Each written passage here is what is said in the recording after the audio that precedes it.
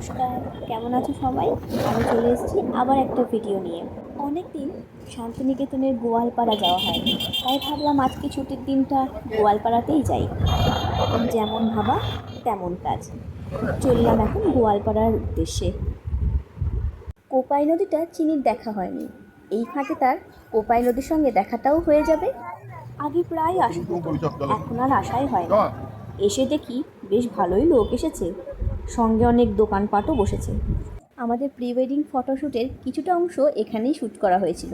নুড়ির কাঁকড়ের ওপর নদীর জলটা কেমন ঢেউ খেলছে দেখো, খুব সুন্দর লাগছিল দেখতে। আমার অনেকক্ষণ এদিকে তাকিয়েই ছিলাম এক মনে। শান্ত নদী কলকল আওয়াজ করে বয়ে চলেছে, আর তার সাথে সবুজ প্রকৃতি, কি যে অপূর্ব লাগছিল কি বলবো আর। চিনি প্রথমে এত জল দেখে কোল থেকেই নামতে চাইছিল না, তারপর এই গরু দেখে নেমেছে। সন্ধ্যের মুখে গরুর দল বাড়ি ফিরে চলেছে। গরুর সঙ্গে ভেড়ার পালও ছিল। গরু আর ভেড়া দেখা শেষ হলে চিনি একটু নিজের মনে এদিক ওদিক হেঁটে বেড়াচ্ছে।